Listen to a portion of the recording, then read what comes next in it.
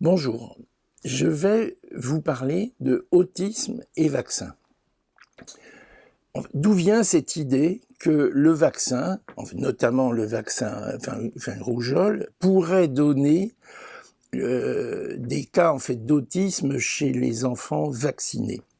Tout est parti en 1998 d'un article paru dans une grande revue scientifique très sérieuse, le Lancet. Un article signé par le docteur Andrew Wakefield et ses collègues, qui étaient un groupe de recherche sur les maladies digestives. Donc cet article expliquait que chez les enfants vaccinés contre la rougeole, il y avait une anomalie digestive qui était précurseur de l'autisme et que donc le vaccin rougeole pouvait provoquer de l'autisme. Énorme émoi en Angleterre, effondrement de la couverture vaccinale rougeole, et c'est normal, l'autisme est vraiment une maladie dramatique pour les enfants et pour les familles. Il y a un journaliste à ce moment-là qui s'appelle Brian Deer, qui travaillait pour le Sunday Times, qui mène une enquête sur ce phénomène de société. Brian Deer est un journaliste spécialiste des scandales pharmaceutiques.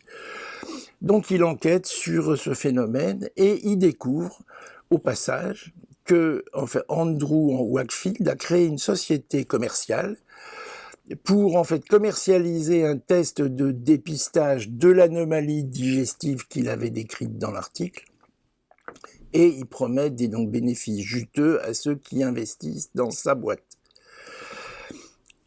Scandale parce que quand on publie un article scientifique, on doit lister tous ses liens d'intérêt avec des sociétés commerciales. Or, Wakefield ne l'avait pas fait.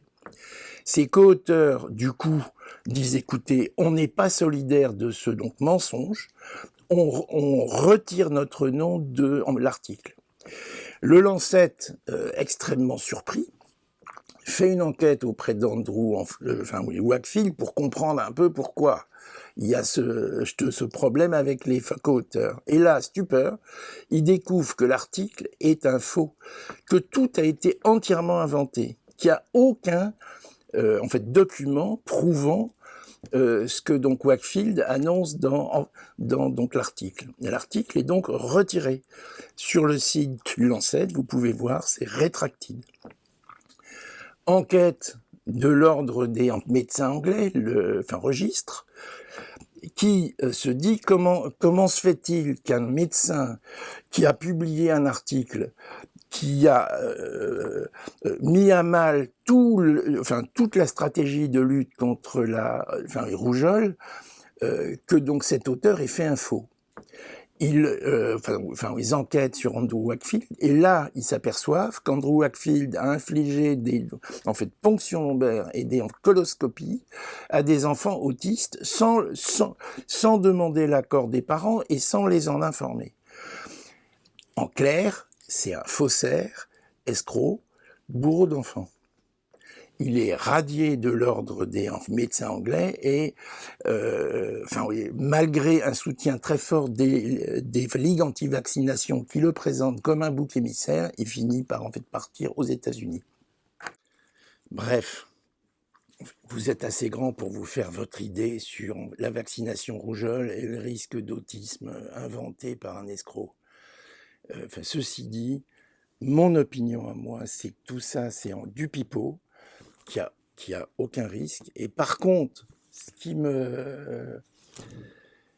m'irrite profondément, c'est que chaque année, à cause de cet escroc, il y a des nourrissons qui meurent de rougeole. Et ça, vraiment, c'est une musique très triste pour du pipeau.